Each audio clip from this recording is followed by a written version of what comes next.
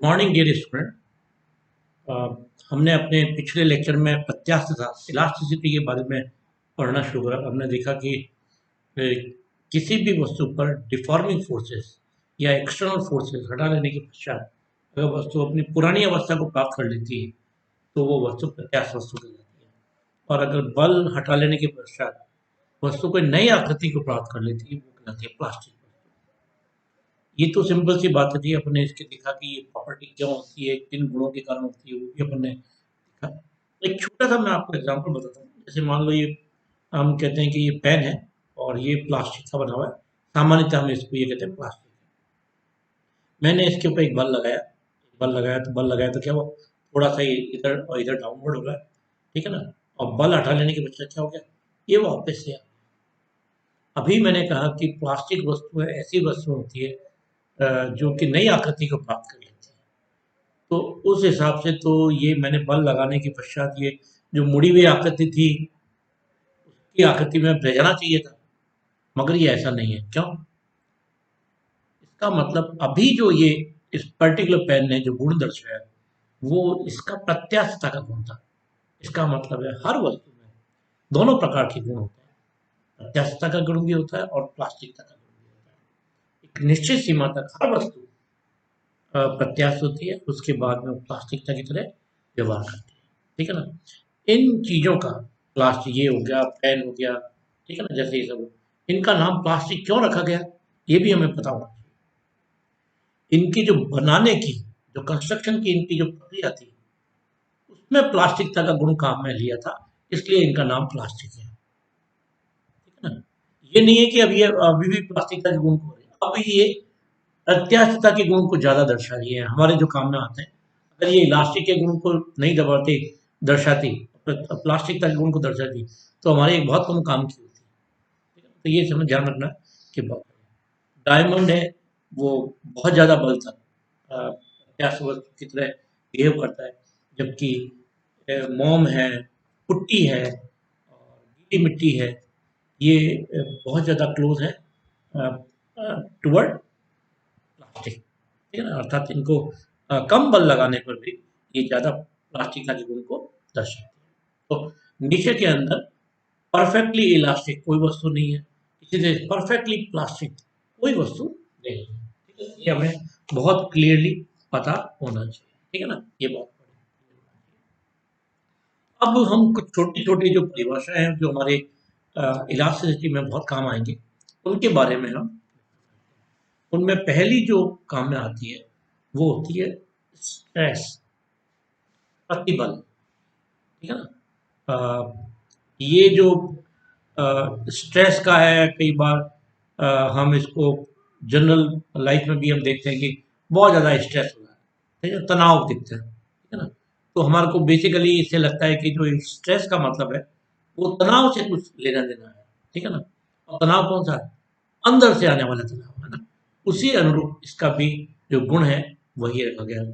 तो स्ट्रेस या प्रतिबल एक्चुअल में किसी भी वस्तु पे जब हम एक्सटर्नल फोर्स अप्लाई करते हैं तो हमने देखा कि उसमें उसके जो मॉलिक्यूल्स होते हैं या कॉन्स्टिट्यूएंट मॉलिक्यूल होते हैं वो अपनी इक्विलिब्रियम पोजीशन, अपनी साम्य अवस्था से विस्थापित हो जाते हैं, या तो दूर चले जाते हैं या पास में आ जाते हैं। अगर पास में आते हैं तो वो दूर जाना चाहेंगे, अगर वो दूर चले गए तो वो वापस पास में आना चाहेंगे।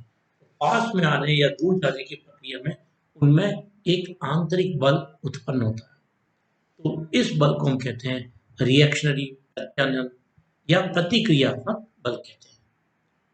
तो ये जो हमारा पर्टिकुलर स्ट्रेस है, प्रतिबल है, वो इकाई क्षेत्रफल में लगने वाला प्रत्यानयन या प्रतिक्रियात्मक बल है, that is the force per unit area. तो ये फोर्स कौन सा है?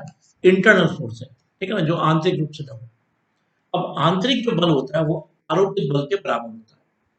प्रत्यास्थता की सीमा की बात करें, हम with in the limit of elasticity बात कर रहे हैं, अभी प्लास्टिकता के रेंज में हम नहीं जा रहे हैं। तो with in the limit of elasticity जो अप्लाइड फोर्स होता है उसके बराबर ही क्या होता है? प्रतिक्रियात्मक या रेस्टोरिंग या प्रत्यानयन बल होता है। तो हम मैथमेटिकली हम ये कह सकते हैं कि जो स्ट्रेस है वो अप्लाइड फोर्स और अपॉन एरिया, इन दोनों के अनुपात के बराबर होती है, ठीक है ना। या हम कह सकते हैं इकाई क्षेत्रफल पे लगने वाला प्रतिक्रियात्मक या रिएक्शनरी या प्रत्यानयन बल क्या कहलाता है, अपना स्ट्रेस कहलाता है, ठीक है ना। तो स्ट्रेस का अगर मैं कहूँ कि स्ट्रेस क्या होगा, हम कहेंगे स्ट्रेस का एग्जैक्ट डेफिनेशन तो है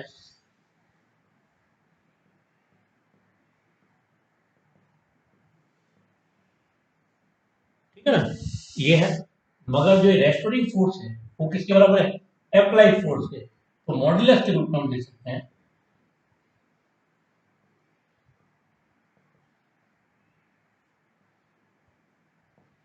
ये आ जाएगा अप्लाइड फोर्स ऑन एरिया के बराबर आ जाएगा, ठीक है ना। अप्लाइड फोर्स इसकी इकाई अगर एमकेएस में देखें तो क्या होती है, Newton,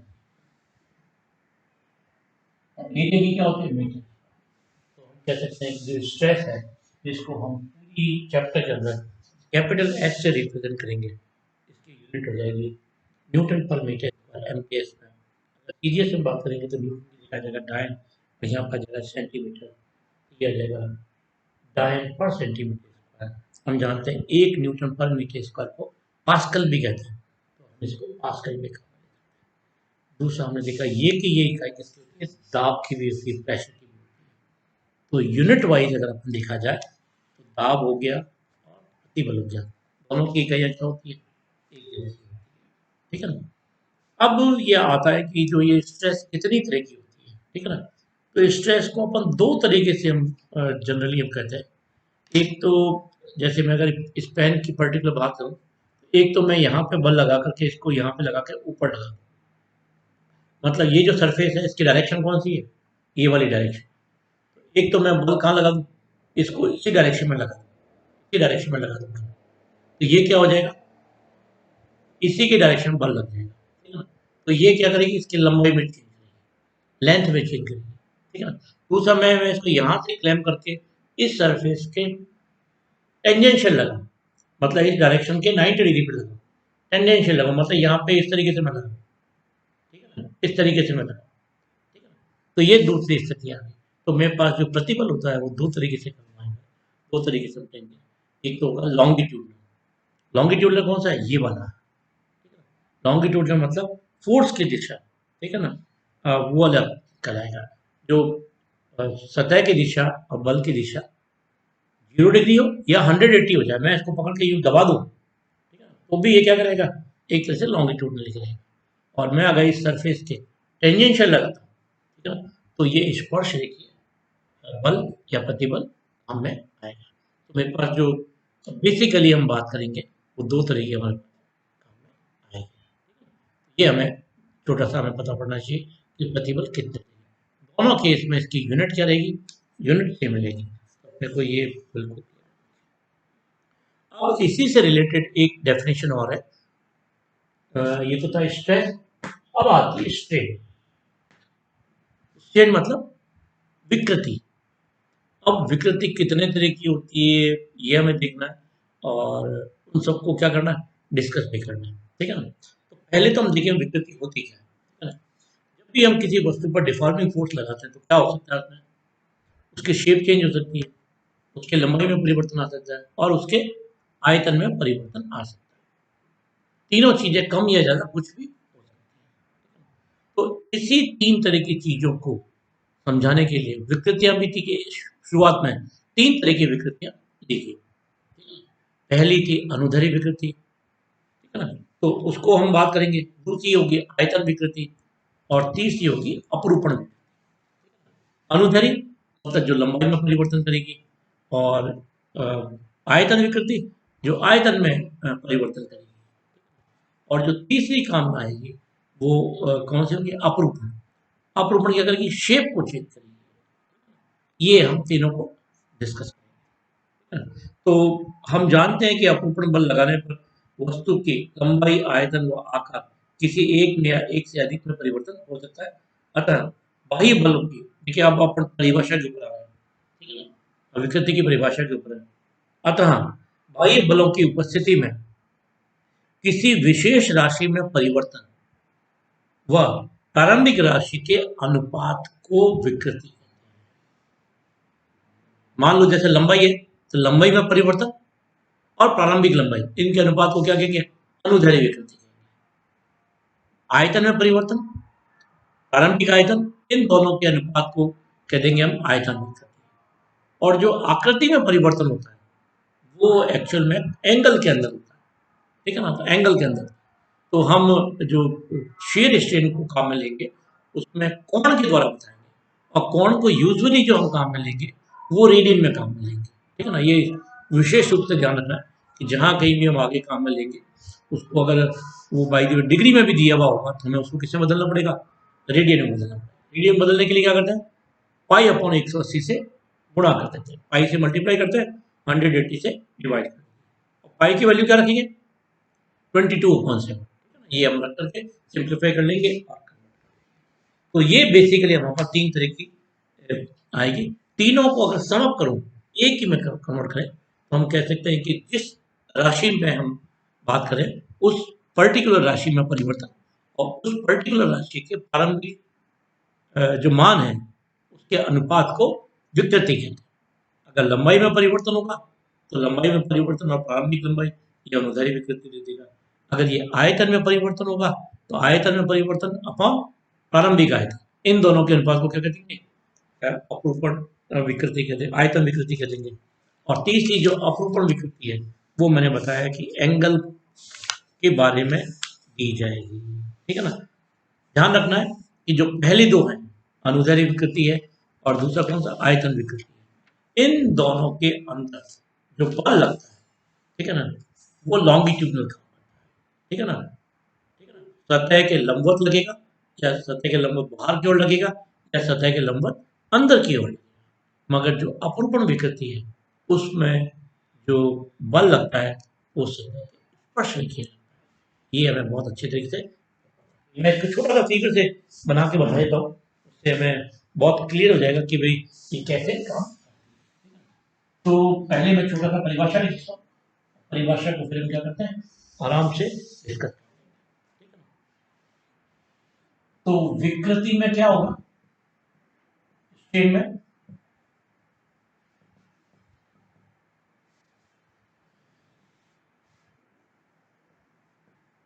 change in physical quantity,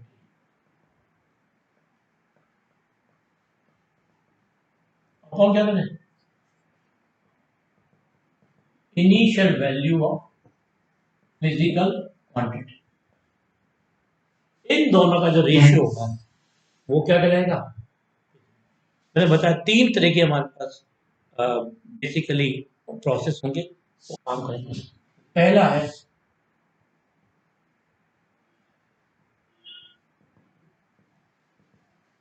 longitude, अनुदैर्ध्य विकृति। इसमें क्या होगा? चेंज इन लेंथ, लंबाई में परिवर्तन अपॉन इनिशियल लेंथ। इसके लिए कैसे कर सकते हैं? मान लो मेरे पास एक कोई वायर है, मान लो मेरे पास ये वायर है, ये यहां से क्लैंप है, ठीक है ना? मैंने क्या करा, यहाँ पे इस पे फोर्स लगाया, क्या होगा? इसकी लंबाई क्या हो जाएगी? थोड़ी सी बढ़ जाएगी। मैंने इस तरफ लगा तो इसकी लंबाई बढ़ चेंज होकर के क्या हो जाएगी? इस तरीके से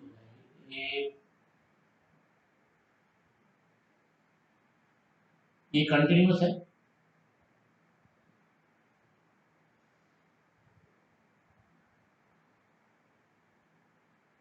तो इसकी पहले लंबाई थी मान लो स्मॉल है और ये लंबाई में चेंज हुआ है वो है डेल्टा है। तो मेरे पास क्या हो जाएगा? लॉन्गिट्यूडनल स्ट्रेन, ठीक है ना? हम लॉन्गिट्यूडनल स्ट्रेन को जनरली एक स्टैंडर्ड नोटेशन है अल्फा, इससे रिप्रेजेंट करेंगे। स्टैंडर्ड ये क्या हो जाएगा? डेल्टा एल अपॉन, ये हमारा क्या हो जाएगा? छोटा डेल्टा लेंथ, लेंथ में चेंज है और ये इनिशियल लेंथ है।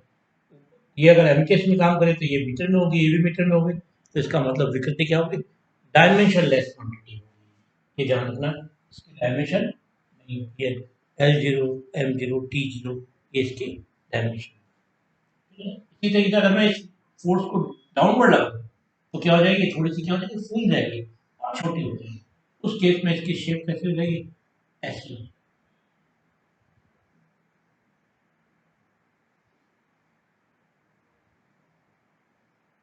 उस केस में ऐसी लंबाई होगी, ठीक है। ये डेल्टा एल हो जाता, ये एल ही है तो ये डेल्टा एल, या तो डेल्टा एल ये होता या डेल्टा एल ये होता। कुल मिला के दोनों केस के अंदर डेफिनेशन क्या हो जाएगी। इसी तरीके से दूसरा आता है आयतन विकृति।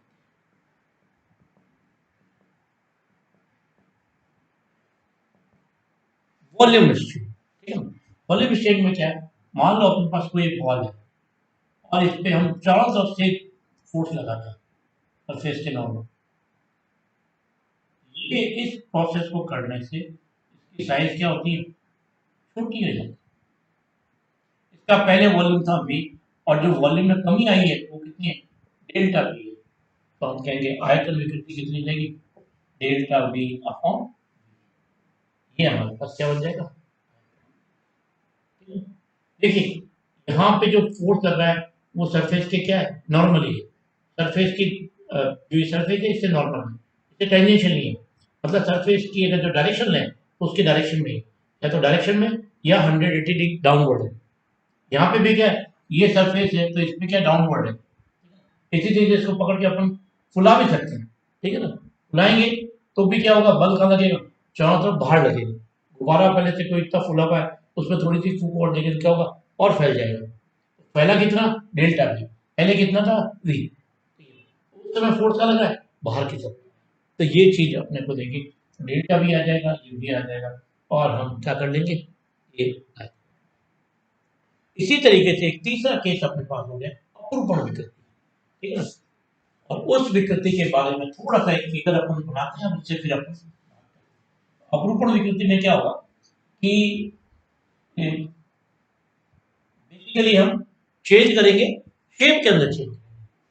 मान लेते हैं कोई अपने पास एक कोई ब्लॉक है, ये यहाँ पे क्लैम्प है तो 3 डायमेंशन बना सकते हैं अपन। ये यहाँ पे क्लैम्प, मैंने यहाँ पे फोर्स लगाया इसके, तो क्या होगा, ये यहाँ पे तो क्लैम्प इधर तो खिसकेगा नहीं, मगर ये फोर्स लगाने पर ये वाली साइड आ जाएगी यहाँ पर, ये वाली साइड आ जाएगी यहाँ। तो ये नई आकृति को प्राप्त करेगा। इससे ये वाला पोर्शन आगे आ जाएगा और ये वाला भी क्या हो जाएगा, आगे आ जाएगा। और ये नई शेप को क्या कर देगा,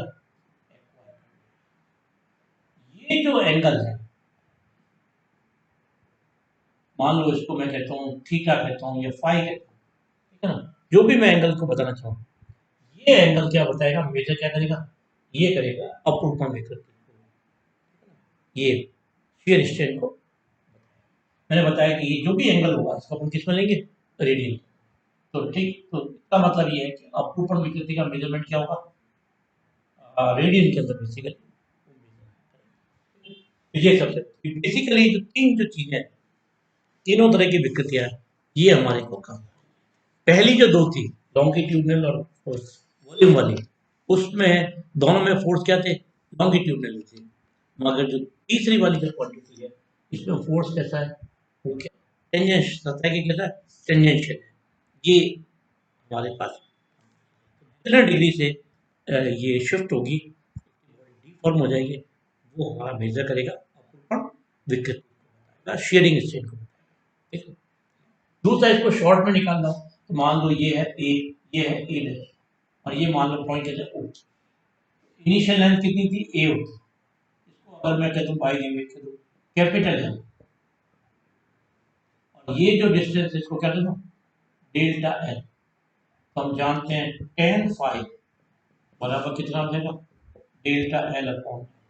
अगर एंगल छोटा हो, अगर एंगल क्या हो, छोटा हो, तो हम जानते हैं टेन थीटा बराबर, थीटा होता है साइन थीटा भी थीटा के बराबर होता है, टेन थीटा भी थीटा के बराबर, उस केस में ये क्या हो जाएगा, फाइव। तो हम जो चीज वो इस रूप में भी जो भी इसके रिजल्ट होंगे, मैंने आपको बताया कि वो किस कौन सी में एंगल में नहीं होगा, डिग्री में नहीं होगा, वो किसमें होगा, रेडियन की।